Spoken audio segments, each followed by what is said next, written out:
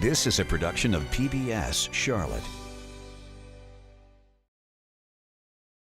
This week on Off the Record, they're playing the veto cat and mouse game in Raleigh again. Democratic Governor Cooper versus Republican lawmakers. So which one's the cat and which one's the mouse? We'll talk about it.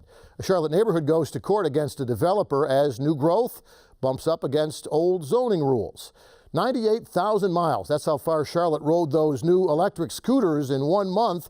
And wait till you hear how much the scooter companies are making. Melting the partisan ice, how the RNC in Charlotte might help Democrats at City Hall and Republicans in Raleigh get along better. And does the new owner of the Carolina Panthers improve Charlotte's chances of getting Major League Soccer? Off the Record's next on PBS Charlotte.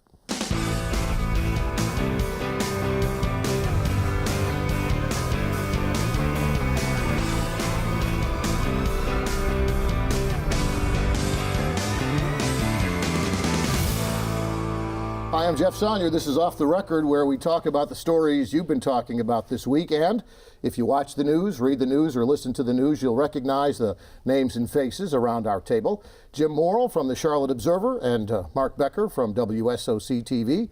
Also Ashley Fahey from the Charlotte Business Journal and Andrew Dunn from Charlotte Agenda. Thank you for being here today. Thank you at home for being with us. And if you've got questions or comments about today's show, you can always email us at off the record at WTVI.org.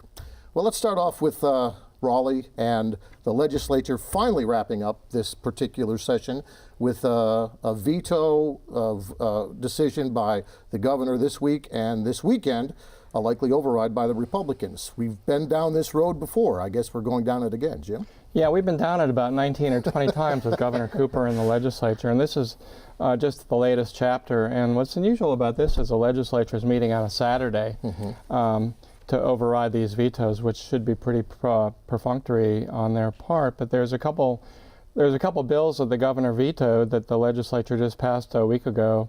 One is about this sounds pretty arcane, but the captions for the ballot, for the constitutional amendment questions on the ballot. Normally there's a provision where a commission would write the captions, which explain what the ballot question is. So when you go in the ballot box or behind the curtain, you can see what you're voting on, basically. Right, and there's a commission, a bipartisan commission that's supposed to do this. Well, the legislature got wary of what that commission might write, and so they want to do it themselves, and so that's one of the bills. And the other bill basically takes a partisan label off a candidate who filed as a Republican to run for Supreme Court. That would be 2 Republicans and 1 Democrat, and the Republicans don't want to dilute the Republican vote. So there's no doubt that the Republicans will override these vetoes this weekend, correct? Right. So, but the narrative among the Democrats is this is just part of the whole GOP power grab, that they've got a supermajority in Raleigh and that they pretty much are taking step by step power away from Democrats, power away from the governor's office. Is that a fair way to evaluate what's happening in Raleigh this weekend, what's happened in Raleigh basically for the last 2 years? Yeah, I think it is.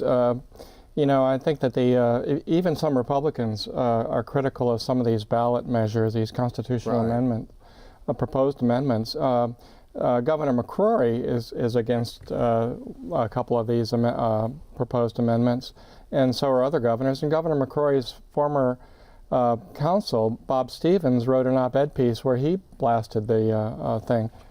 So yeah, there's criticism on all sides, actually. Yeah, former Republican Governor McCrory, former Republican Governor Martin both said what the Republicans are doing in this session is not something that's good for the state, good for the party, good for government, I suppose. Right, and this trend really kicked into overdrive when a Democratic governor, Governor Roy Cooper, when it became clear that he was going to be in the executive mansion. Starting December 2016, Republicans used their supermajority to pass all sorts of laws that kind of chip away at that institutional power the governorship has. That's the power grab that the Democrats talk about. And so the question is this: the only way to change that, of course, is to change the makeup of the legislature in Raleigh. Will the optics here hurt the Republicans in November? Will they really make a difference? I don't know. I tend to think probably not, but it's hard to say. I mean, there's, the Democrats have continued to try to make this argument that Republicans are abusing their power, and they've done this in 2016 and in 2014, and it didn't really resonate in the ballot box. I think a lot of these issues are so arcane, and they get down to the details that it doesn't really resonate with voters. So what I'm hearing from the Democratic Party this year is that they're actually trying to make a stronger affirmative case for Democrats, saying, it's not just a vote against Republicans. Democrats are trying to say, here's what we stand for: higher minimum wage, expanding health care. Here's why you should vote for us, not just because you don't like Republicans. Yeah, the optics that you talk about basically are viewed by the same voting public that established the supermajority in the first place, the same people that put these people in office. The other question is, okay, the supermajority is there, and it's not likely the Republicans will lose the majority, but can Democrats make enough inroads in this election or future elections to at least make that veto something that's in question, as opposed as an automatic override every time the governor steps in and decides he doesn't want to do what the Republicans want to do? It's certainly in play. I mean, all 170 seats in the North Carolina House and Senate are up for election every 2 years. Yeah. So every 2 years, voters have a chance to completely change the slate. Now there's only a few seats differential between what the Republicans having a supermajority versus not. And there's quite a few districts, particularly in suburban areas around metros, that Democrats are targeting to flip. It's actually Senator Jeff Jackson here in Charlotte is leading the charge to break that supermajority. Yeah, there's a couple districts in Mecklenburg County, in southeast Charlotte, in the suburban areas, that Hillary Clinton actually carried in 2016, and they're represented by Republicans. So those are two districts, and there are some districts in Wake County as well, urban districts, that Democrats are targeting. That's where they think their best chances are, at least, if not changing the majority, at least giving them a smaller majority, the Republicans, so Democrats can at least have some power. And they only need 4 seats in the House to pick up, and 6 seats in the Senate, I think, to break the supermajority. So that they see that within as possible. And as one who's not been to Raleigh to cover these things regularly, so is there a sense now that it's now or never for this, and that's why we're meeting on a Saturday, but we're going to really do this now? I mean, is there a chance that, next year they won't have that I mean, is that part of the thinking? Yeah, I think as far as the Saturday thing, it has to do with deadlines for ballot preparation and things like that. But yeah, I think that's why you see a lot of the constitutional amendments. They want to get these some of these things like voter ID and some of the other things in the Constitution, just in case they can't do it otherwise. It's good to be the king, right? Well, it's politics, and that's the way it's run. And if the Democrats had a supermajority, they'd probably be doing something very, very similar. I mean, I think, with their issues. Well, if you think 2018 is heated, wait till 2020 when you've got another presidential race, and it's going to be a census year. Yeah. So whoever controls the seat of power in 2020 gets to draw the new lines. So that's we have a party to celebrate right here in Charlotte. That's right. I heard something about that. We'll talk about that later. Ashley, I want to talk to you about local politics, in particular the age-old push-pull between neighborhoods and developers. So, if you've covered city council for any length of time in this town, it's not a new story, but there's kind of a new twist on the old story, and it's in the Elizabeth neighborhood. Talk about what's going on there. Yeah, so there's a home builder called Pulte, and they've been very prolific here in Charlotte. They've built all across the city and the metro area, mostly in suburban areas. But as we're seeing these trends toward, going toward more urban infill, they've started to push into neighborhoods like Elizabeth. And so they've been pursuing this property for quite some time. It was home to a community called Martha Washington Apartments. Right. And that's an example of what people call naturally occurring affordable housing, because it's been around for so long. Yeah, built in the 40s. Right. It's not old subsidized. Brick buildings. Yeah, something that, not what they're building today, but certainly solid housing that's appealed to people at the lower rungs of the economic structure, I suppose, over the years. Yeah, and the rents were renting at like $600 a month, which you can't find in Charlotte now. So Pulte came in and said, okay, well, we want to do townhouses, and they're going to start in the upper 400,000 range, which is quite a contrast. Yeah. But what the Elizabeth Community Association is concerned about, what they're suing over, has to do with lot setbacks that are listed in deed restrictions that go all the way back to 1938. Yeah.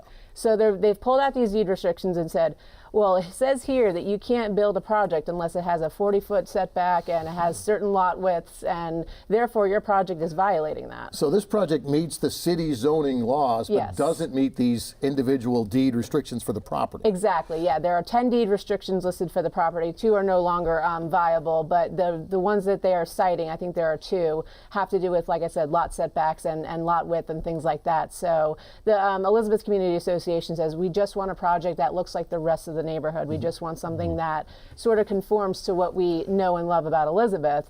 Pulte has, I think, said that they don't believe that these deed restrictions are valid or that they're enforceable anymore.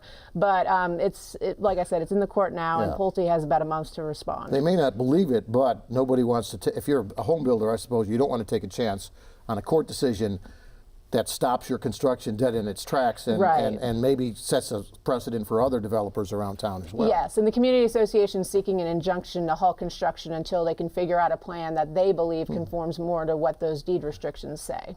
Kind of raises the question: are deed restrictions written in the 1930s and 40s in today's marketplace, in today's Charlotte, a much different city than then? I mean, obviously, I see where the neighbors are coming from. The flip side is this town is changing, and at some point, those sorts of things, I suppose, have to change along with it. Yeah, but it's clear. I mean, this isn't really about deed restrictions. I mean, that's the legal mechanism that they're Right. using. It's Right. more about trying to get leverage over, Sure. outside developers. It's about, trying to, have control, control their destiny and what their neighborhood looks like. I've argued that Elizabeth should seek historic neighborhood designation like Dilworth and several other neighborhoods, so that they can have even more control over the character of their streets. It did do that a few years ago. It tried to do that, and it was defeated just by a narrow margin, I think. Yeah, and I think the group is frustrated because most of the time developers have to go through the rezoning, which requires multiple community meetings, which requires a public hearing with city council before the vote. And in that case, like Andrew mentioned, you can get that leverage, you can get that neighborhood saying, well, we're okay with development, we just want to see these Right. parameters. But because of the way the land is zoned, they haven't had an opportunity to do that. So I think this is their way of saying, okay, well, we want it to see this type of project versus what's currently on the table. We're not going to sit idly by and let you do what you want Right. to do. So they'll probably meet somewhere in the middle, right? I mean, that's sort of the way. I mean, That's like what you say, Pulte has indicated, yeah. You don't want a lawsuit that's going to stop all your investment and the time and money you have invested. Yet, and so they'll probably end up somewhere in the middle, as we've seen in other areas of the city. And I've been here a few years now, and the singular issue that I think Charlotte's confronted with in many different forms is growth, right? Growth. How do you grow? How do you manage growth? How do you grow responsibly? When you talk about growth in school, Yeah. growth. How do you introduce new concepts to a town that's never had experienced those concepts like other big cities already have? And we see this all across Charlotte. Every month I go to the zoning meeting, and I swear there's at least 5 petitions Yeah. where people come up and saying, this is not conforming to our neighborhood, this doesn't look anything like what we're used to, this was a single family house, and now you're putting up 20 townhouses. Well, and I always, obviously those are huge concerns and legitimate concerns, and they should be concerned.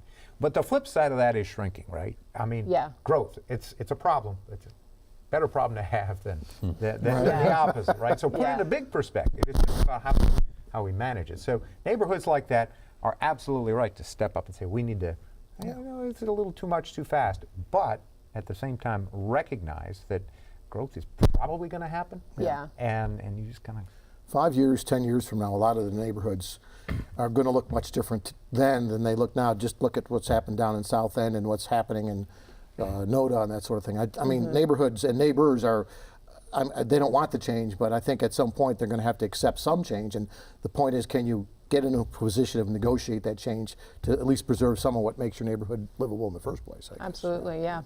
Let's talk about scooters. talk about change. Yeah. Speaking of change, Andrew, quite a you wrote a change. story this week about the first month of scooter rentals, which are, well, I'll let you explain it, but it's amazing the growth of this, from zero to where they are after 1 month. Yeah, it's been amazing. And you're seeing this in larger cities all around the country. But some of these startups, VC-backed startups, are dropping bikes and they're dropping scooters all over town. There's no docks, there's no charging stations or anything. Basically how it works is you take your smartphone, you scan a little code on the scooter, and off you go. And you pay based on how long you use it. So it's $1 to unlock and 15 cents a mile. So I did a little bit, or 15 cents a minute rather, and I did a little math here, and what I found is that the numbers have just been astronomical. They're far outpacing expectations. I believe the numbers were some 20,000 people have already ridden a scooter in 1 month. In 1 month. In 1 month, and taken more than 60,000 trips. And so what I was able to figure out is based on what they're charging and how many trips and how long they were, that these scooter companies have already almost made all their money back on their initial investment in 1 month. So when did we all turn into middle schoolers?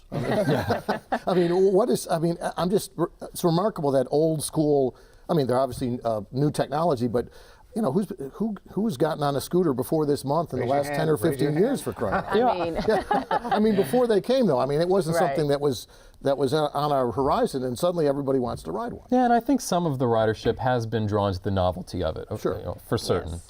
So it'll be interesting to see how the numbers play out over the coming months, but I continue to see people riding, and the dockless bikes, which are a little bit less popular, I mean, they still continue to draw in new users.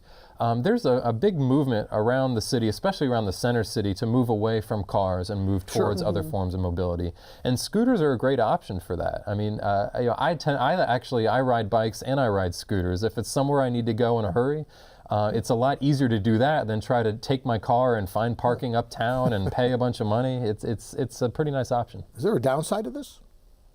Well, I think safety is probably a downside. I mean, Yeah. you're supposed to ride these things in the street, I think. We're supposed to ride them out on the sidewalk. I think it's illegal to ride a without- scooter on the sidewalk. And is it people not? don't have helmets when they ride these Yes, things. some cities have said that some pedestrians have gotten seriously injured because some person on a scooter came flying into them. Some people on the scooters themselves have accidentally fallen into traffic. I mean, there's been a lot of things in that regard that have certainly happened. So Yeah, if it hasn't happened here, and I haven't heard of any bad ones, but it is going to happen, obviously. Right. Safety. So rider beware. I mean, you have to ride responsibly. But yeah, you're right. I mean, you're not supposed to ride on the sidewalk. But that's Technically, mostly aren't what they supposed to people wear do. helmets? I guess that's what the company suggests. yeah. For legal liability, they say. And this has sort of spawned a cottage industry. I read a story about people who take these scooters and recharge Yeah, them bird at night. hunters. I've read. Yeah, they're like contractors. I've seen them. They take the scooters, they put them in their trunk, and they take them to a charging station, and they get paid to do that. Happens in the middle of the night. It's Yeah. a side hustle for a lot of college kids and other folks, and it's a way to make a few bucks. This is a pilot project. City Council will revisit this whole issue coming soon. It kind of feels a little bit like ready, fire, aim on the part of the city, but I guess the next wave will be some of the rules that we're talking about right now to govern how many and where you can ride and how you can ride these things.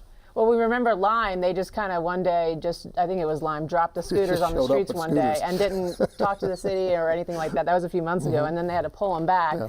And council was like, okay, we need to figure out some way to regulate these, come up with something to guide how we're going to deal with these. I kind of like the moxie of that, but still, I think at some point, City Council and the city is going to get involved and step in. And one of the things I found fascinating watching the scooters is just that they seem to really go across all socioeconomic and demographic lines, right? I mean, you'll see guys in suits, and then you'll see a guy who's riding up from the Urban Ministry Center on a scooter. Obviously has the app and able to do it, but it is sort of a big democratic thing. I've got a center of gravity issue on the scooter, so I don't think you'll see me on one. You'll learn.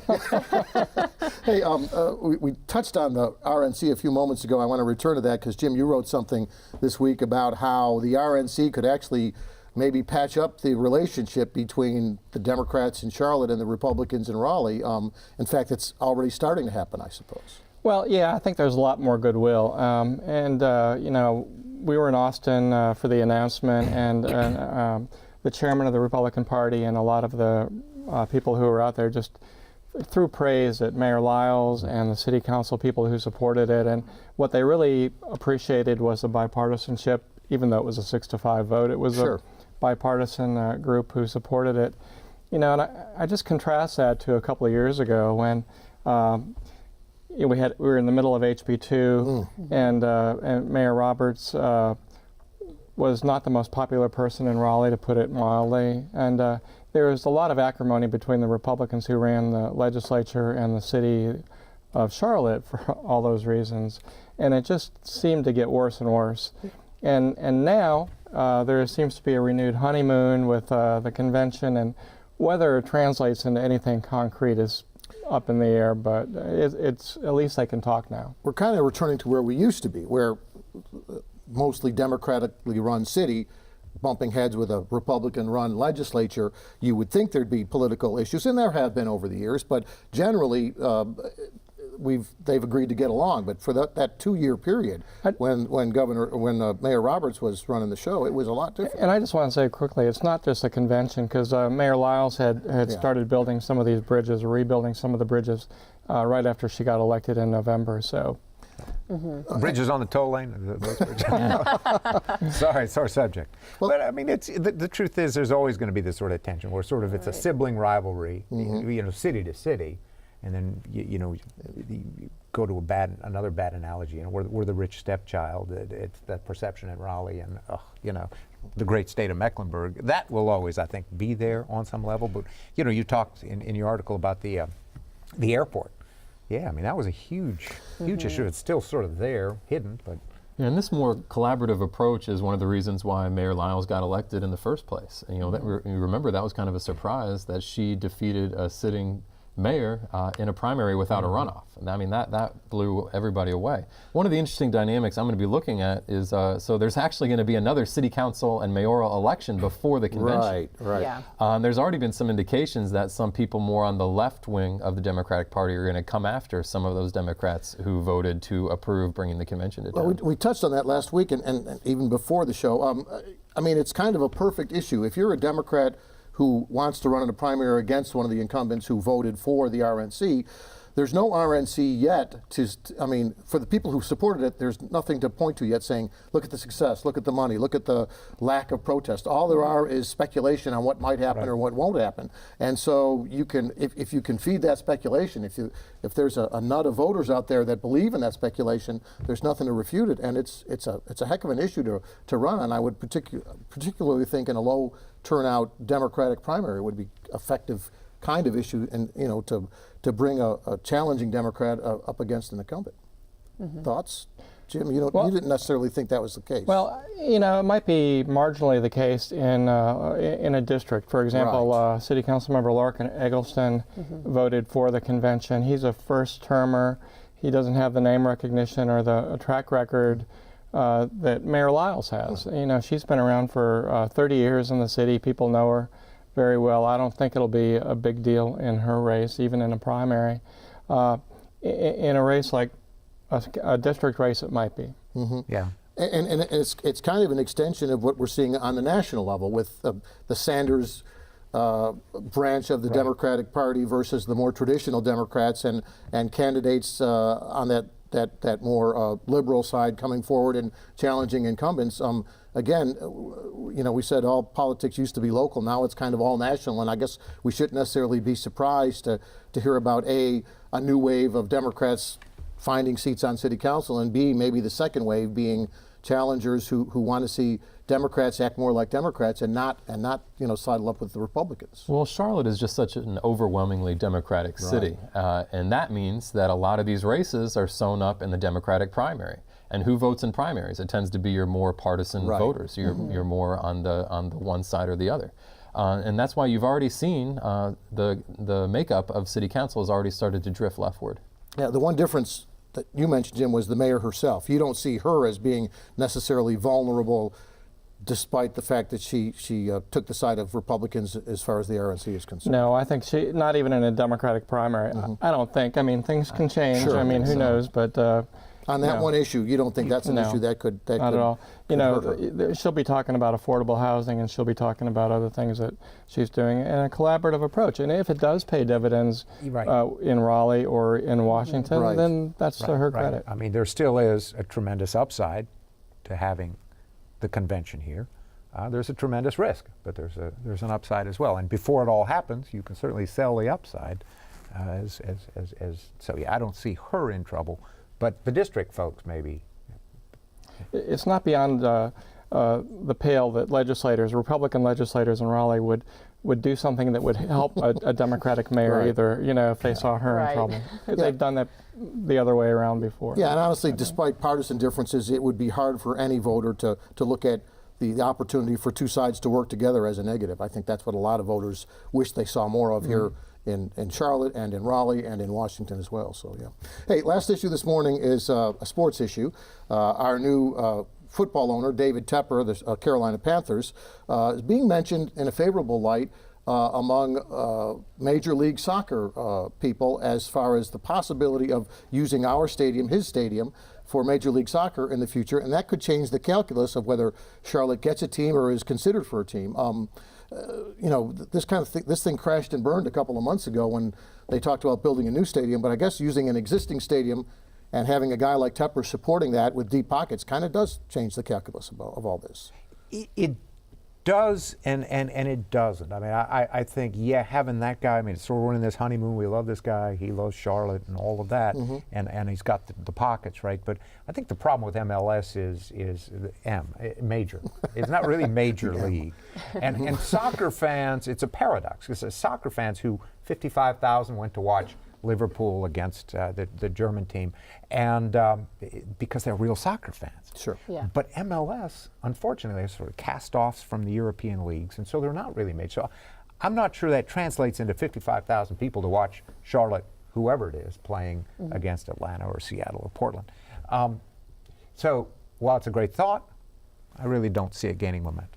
Yeah, but if the major roadblock to us getting a franchise was the stadium, and if you now got a willing owner and an existing stadium right uptown, then suddenly you become more viable than you were even a couple of months ago. He'd have to be willing to take some losses, I think, personally. Yeah. Financially, I don't know how that. I think probably doesn't the afford MLS them. sort of. They don't get there by taking losses, brother. Trust me. I mean, the thing is about Major League Soccer is, a year or two ago, the league was presenting this as this fierce competition. Charlotte, you need to make a decision right now. You're in or you're out because everybody's clamoring for this. And now it seems like maybe the competition wasn't as fierce as like the everybody was RNC. saying. It was oversold. A lot like the RNC. They'll point to the demographics that, Charlotte is booming with millennials. Millennials like soccer.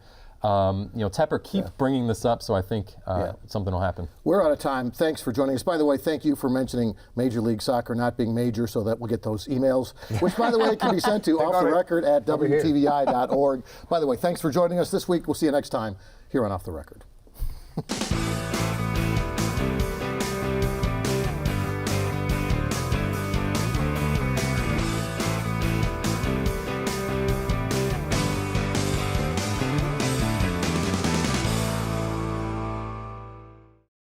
A production of PBS Charlotte.